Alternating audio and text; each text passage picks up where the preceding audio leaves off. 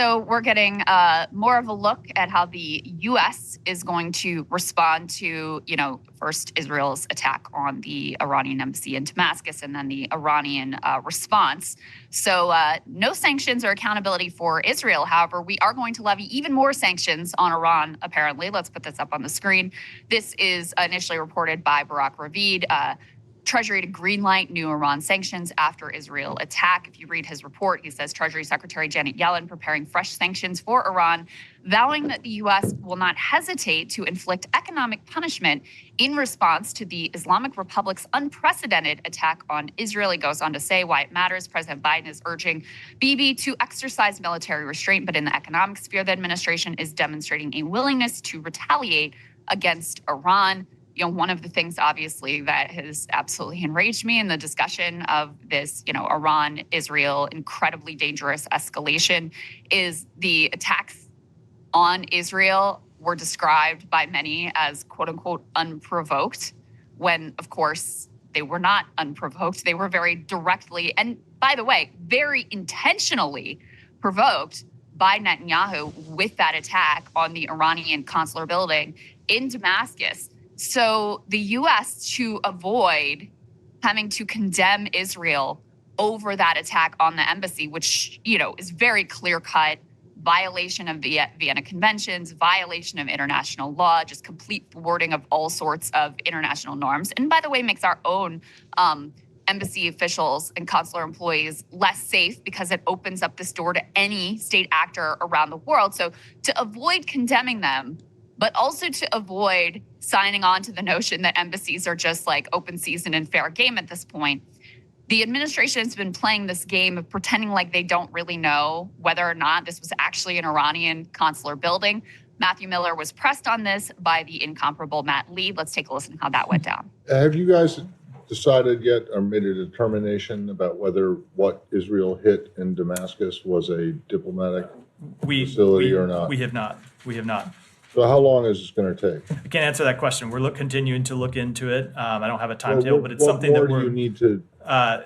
We need to gather enough information that will allow us to make an actual determination. You have no one on the ground in Syria. We have arranged, overtly, as I said to you when the last time you engaged with me on this question, we have a range of abilities, a range of ways to gather information. They're partner countries of ours who are on the ground. We have intelligence capabilities, obviously, and we're continuing to gather information, but we've not yet been able to make a determination. I get it, but you were pretty quick into condemning the the invasion of the Mexican embassy in Ecuador. That was a very clear, well-established embassy. And this is not very clear where they blew up. This is something that is taking a little bit more time. No one died in that incident. That's not the question. The question was, what is it? Was it an embassy or a consulate or not? And it was very clear. How hard is it to figure that out? In the case of the Mexican, it's something that we're gathering information on. It's been like 2 weeks. And we continue to gather information. We don't have a determination yet. How hard is it to figure that out? I mean, the truth of the matter is, of course, they know the answer, because if it wasn't a consulate building or some sort of a diplomatic building, they would instantly have said so. But the fact that they're dragging their feet, we're doing an investigation, we promise we'll get back to you, tells you everything that you need to know, and is yet another instance of how they completely ignore or dispatch with any sort of the previous norms that they claim to care about when it comes to Israel. So no sanctions forthcoming on Israel for their incredible provocation here that any country would be, rightly outraged by, but they are going to apparently retaliate against Iran for responding to that provocation. Yeah, this is the one thing that drives me absolutely crazy in the diplomatic conversations about these conflicts. It's that the sanctity of international law is obviously, and this is not new, but it is used as just a blunt force object and tossed around like a football. But it's not serious, and we know it's not serious. Matthew Miller knows it's not serious. Republican administrations and Democratic administrations know it's not serious. It's publicly very sanctimonious, but they know that they're using international law, that sort of shield of international law, as a tool, as a political weapon when it suits them, and then they drop it when it's inconvenient. And there are serious geopolitical implications for doing that, which is why they do it, in fact, actually. But I don't think that they've, even after all of these decades, reckoned with how seriously it hurts the credibility of the United States. And again, you can go back years, you can go back to the Cold War and have conversations about how we talk about international law in such, rarefied terms when it suits us and then drop it when it doesn't. And this is a pretty clear-cut example, as Matt Lee was getting at, just there, Krystal, of us doing that. Yeah, and it once again raises the question of how is any of this in our interests? Because, now our people who are at embassies around the world are less safe because we have allowed this door to be completely opened. And of course, the storming of the Mexican embassy, immediately after that is not an accident. And yes, we had something to say about that, but it was not nearly the condemnation that likely would have come without Israel's actions, because they know that they look like absolute hypocrites. And same thing with the language that was previously used about Ukraine, the humanitarian language about international law, about atrocities, about genocide even. Suddenly we don't hear anything about that because they know how hypocritical they sound and how, when it comes to Israel, was it a war crime? Well, we don't know. We need to get a lawyer. I'm not a lawyer. Who can really say? When it was Russia, they could say right away, and they knew right away what was going on. The other thing I wanted to mention about that Matt Miller interaction is that is such a classic tactic of, we're doing an investigation, but you never hear the results of these investigations, right? They never come. So, there was an investigation into the murder of the young girl Hind, who was assassinated. By the way, Washington Post has a new report on this. While she was in a car waiting for medics to come rescue her, also her would-be medic rescuers were also targeted and assassinated, even though they were coordinating directly with the IDF, deconflicted, giving them their coordinates, telling them, waited hours to respond, telling them where they moved.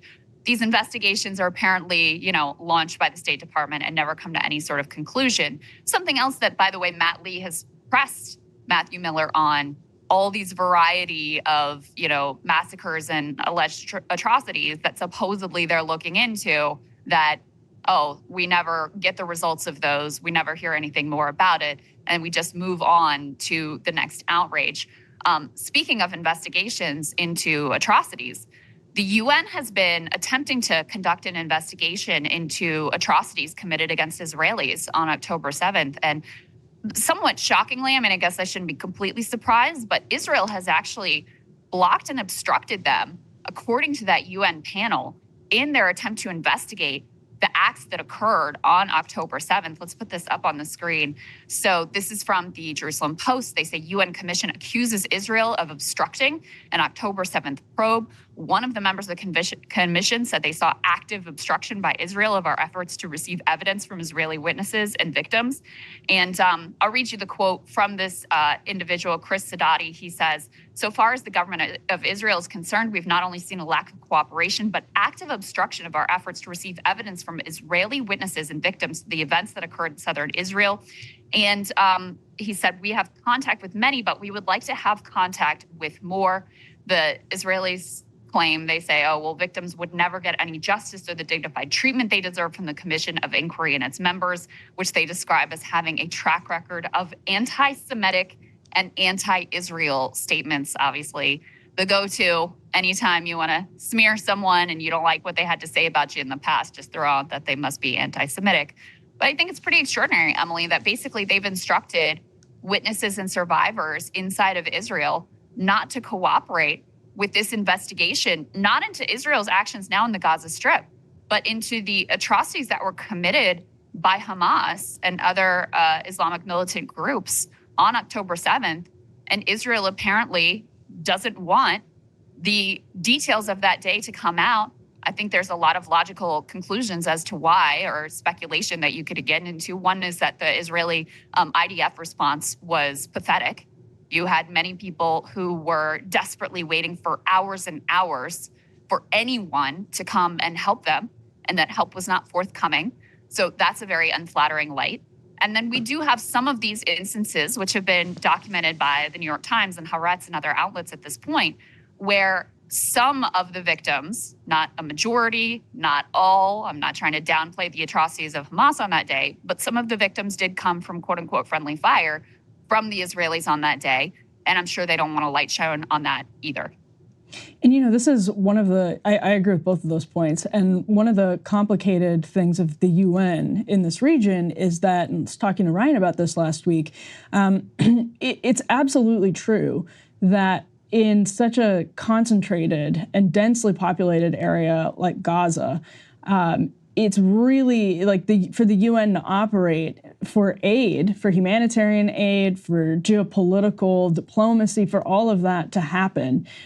You're going to have crossover between the population that is supportive of Hamas, maybe even some active supporters of Hamas, and the UN and things like UNRWA, because Hamas is the de facto government. And so for that, from Israel's perspective, UNRWA does have some real problems where if you're Israel and you look at, for example, the much publicized textbooks, you're going to be like, oh my gosh, why would I want to, hand over all of this information, et cetera, et cetera. But it gets back to what we were just talking about, that countries like the United States and Israel will use the UN when it's convenient and not use the UN when it's not. And I think that is a real problem. So on the one hand, I totally understand in some cases why Israelis are like, this is the most sensitive information.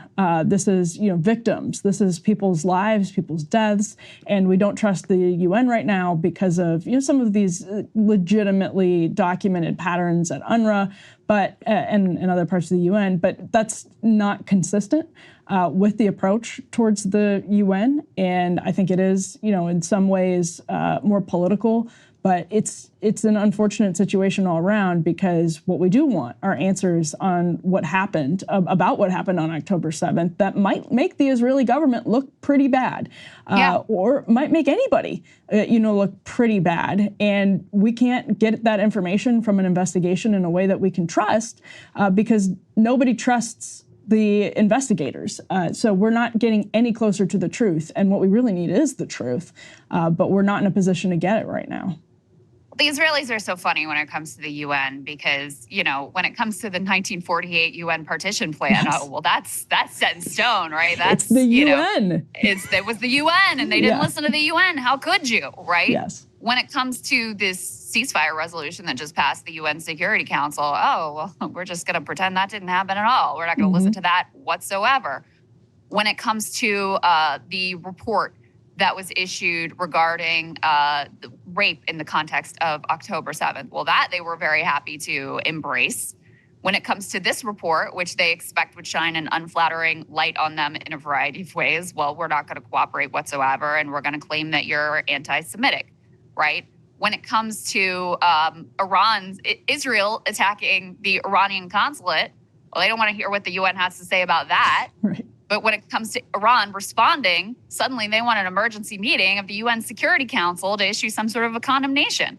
So it's just so incredibly naked. And then just the blanket calls of anti-Semitism at every turn are, I just don't think that they're landing, by the way, the same way that they once did. Because at this point, even Joe Biden has been smeared as like pro-Hamas. It's just ridiculous, the number of things that have been labeled anti-Semitic, pro-Hamas, pro-terrorist, et cetera. So it starts to fall on deaf ears. And that's a real loss, because anti-Semitism is a real problem. It is a real scourge. And when you casually throw around this language, anti-Semitism, blood libel, about accurately describing what's happening in Gaza, or about accurate or legitimate criticism of the Israeli government, the term becomes meaningless, and then it helps to fuel an actual, legitimate rise in anti-Semitism as well. It makes people more skeptical of that claim being made in every instance. Speaking of, some of the mythology around October 7th, that we know there were horrific atrocities. Those atrocities should be condemned by any decent person where they were committed against civilians. Yet we know there were some stories that were fabricated in order to serve as a real justification for barbarism against Palestinians in Gaza, the beheaded babies, the baby baked in the oven. We've got a new example of that, although this one got shot down almost immediately. Let's put this up on the screen. So you had a number of outlets reporting that among survivors from the Nova Music Festival, which was one of the worst scenes of carnage on October 7th, there was a claim made that there had been almost 50 suicides among those survivors. Now, this claim on its face seems fairly outrageous and outlandish, but a number of outlets, including the Daily Beast here, report this just uncritically. Well, this was so sort of out there of a claim, Emily, that it was almost immediately shot down, even by the Israeli health minister. Let's put this up on the screen. Head of the Israeli health ministry was asked about this and said directly that this was not true. He said, based on an examination conducted with the Nova Community Association, as well as with other parties, it emerged such data is unknown. But he also said directly that the rumors about number of suicides and hospitalizations are not true. So another attempt to, again, the atrocities on that day were enough. They were horrifying enough. But there's this constant desire to create the most horrifying, visual imagery and notion of what occurred on that day in an attempt very directly to justify things that are even under the worst circumstances not justifiable being done up against children and women and civilian infrastructure in the Gaza Strip. This is, again, we're talking about the Jerusalem Post. It's not like this is, and this is where the health ministry pushed back on this. So it's not like this is just coming from, this pushback is just coming from the Israeli government either.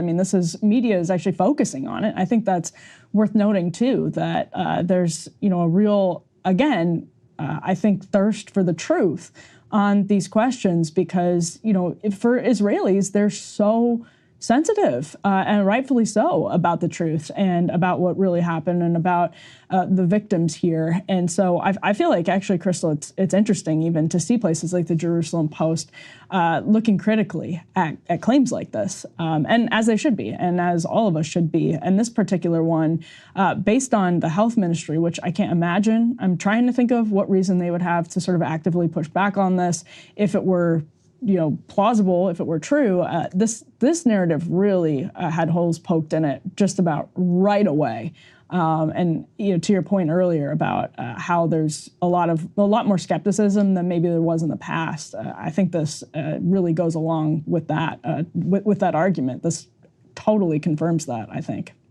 Well, and I don't want to lose sight of, as we talk about what might happen between Iran and Israel and the U.S. and sit here on the brink of potentially terrifying further escalation, all of which is still very much on the table. I don't want to lose sight of what continues to be the reality in Gaza, where you have millions of people continuing to starve. You have northern Gaza in famine. You had people that we covered yesterday trying to return to their homes in northern Gaza who were shot at.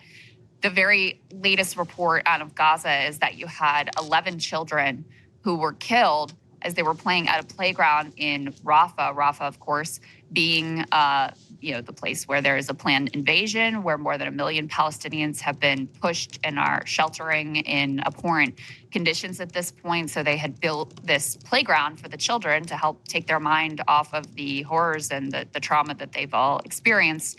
And they came under fire and were killed by Israelis. Let's take a listen to a little bit of this report from Al Jazeera. We're looking at a very horrific attack that just took place at a Maghazi refugee camp within the past 45 minutes or so. A drone fired the missiles on a group of people. Later on, we learned it from eyewitness in the area that this were a group of children at a playground that was set up near a camp for displaced families. And those children are regularly visiting this playground.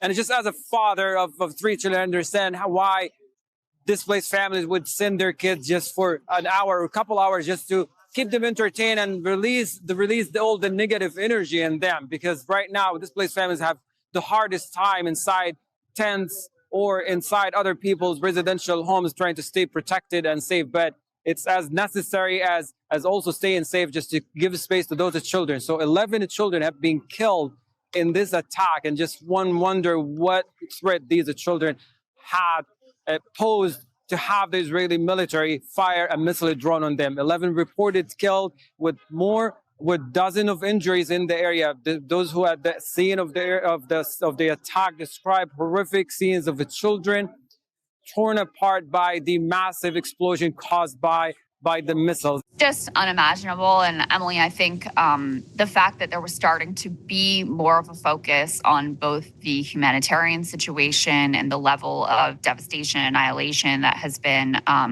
committed in the Gaza Strip, I think that's part of the reason for the timing of Israel's strike on the Iranian consulate was exactly to get these sorts of stories out of the news.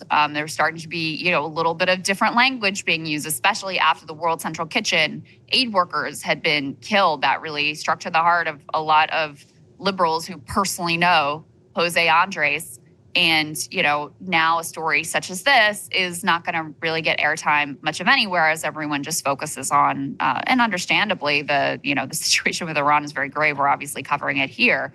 But I think there was an intentional decision to try to push these stories out of the news and focus on something where Bibi felt he would be on stronger ground with the world community, and also to continue, his grip on power in Israel, where he's deeply unpopular.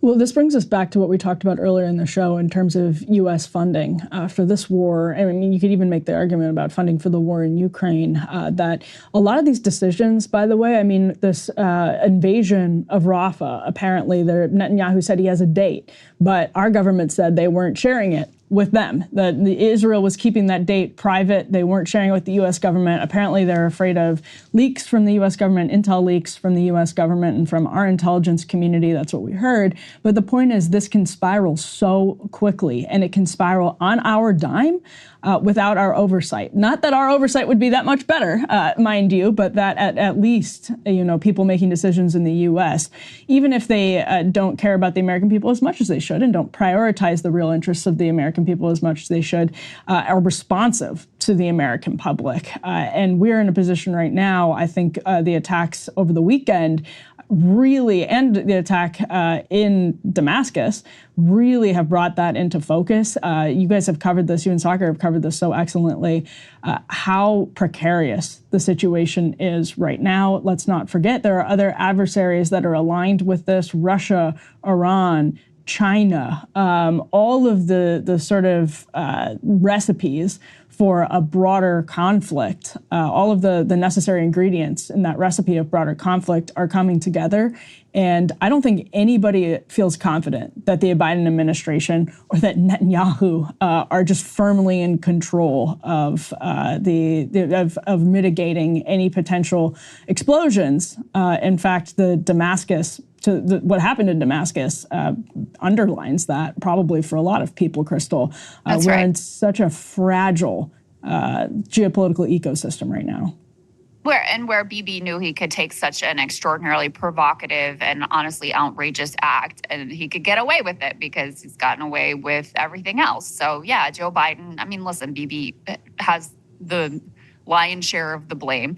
I would say Joe Biden is basically equally culpable for creating this incredibly dangerous situation, which is, something they claim to want to avoid from the beginning of this conflict. They claimed they wanted to avoid this broader war. Well, even without this direct Iranian escalation, we had already seen this conflict spread beyond Gaza. They're talking about Yemen, Iraq, Syria, our own troops coming under fire and in some instances being killed. So that cat is already out of the bag. Now what we're staring down is something even more terrifying, which, there was a report, I don't know if you saw this, Emily, and I don't know if this is true because it's from a news source that I'm not particularly familiar with, but there was this report that the Biden administration got in touch with Iran after the, Iranian attack on Israel and said, hey, how about you just let Israel respond, just like a little response, and don't do anything? Like, can you imagine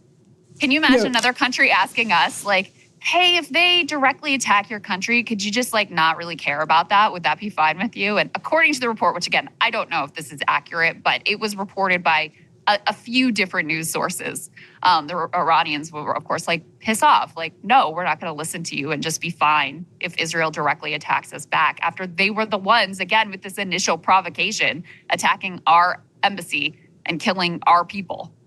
Yeah, it's weird. It's like, not that it's surprising, but it is, creepy and disturbing how reports suggest that there's this almost stage managing of the conflict and saying you're allowed to, the reports are with Iran, with Israel, you're allowed to do something, at this that is proportional to this, and then they're allowed to do something that's proportional to that, as though this is going to totally mitigate the possibility of an explosion in this conflict, which, by the way, the safety of Israelis and Netanyahu's popularity in Israel, I think, speaks to this, or lack of popularity, or his difficulty with his political coalition speaks to this.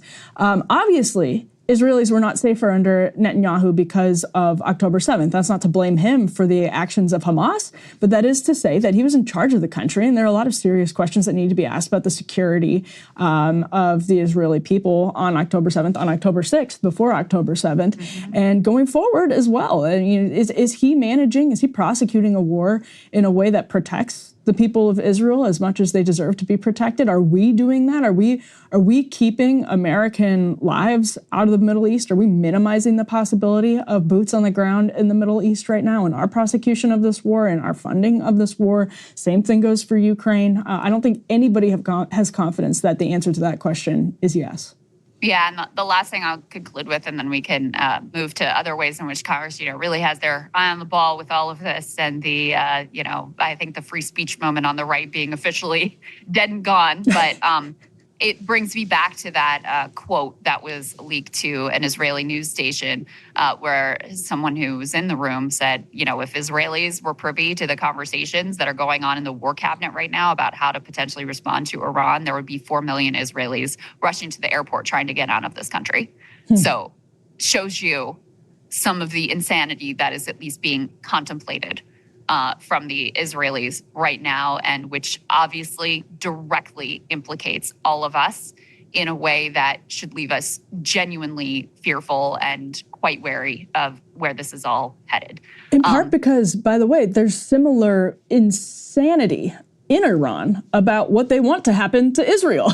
That's why the threat is so acute and so real, because these are deep, religious, and in some ways, irrational conflicts that you can't stage manage out of existence, and that there are actual desires among some radicals to wipe Israel off the face of the earth in the way that Israel wants a one-state solution or something like that. There are also people in Iran that don't want Israel to exist, and in fact don't want Jews to exist. So the possibility for something that jeopardizes the safety of Jews in Israel, of Jews around the world, is not nil. And obviously Netanyahu knows that. Obviously, supporters of Netanyahu know that. But whether the sort of bold, boisterous provocations are the best way to minimize that possibility is a open question at best. Yeah, I don't really think it is an open question, but you're right to point to the fact that Bibi has wanted this war with Iran for a long time and was deeply opposed to any sort of improvement in diplomatic ties with the U.S., deeply opposed to the Iranian nuclear deal, as one example, sort of made the initial split and made support for Israel more partisan by coming here under Obama. So, there's a long and complicated, intense history there, no doubt about it. Hey guys, if you like that video, go to breakingpoints.com, become a premium subscriber, and help us build the best independent media organization on the planet. That's right. We're subscriber funded. We're building something new. We want to replace these failing mainstream media organizations. So again, to subscribe, it's breakingpoints.com.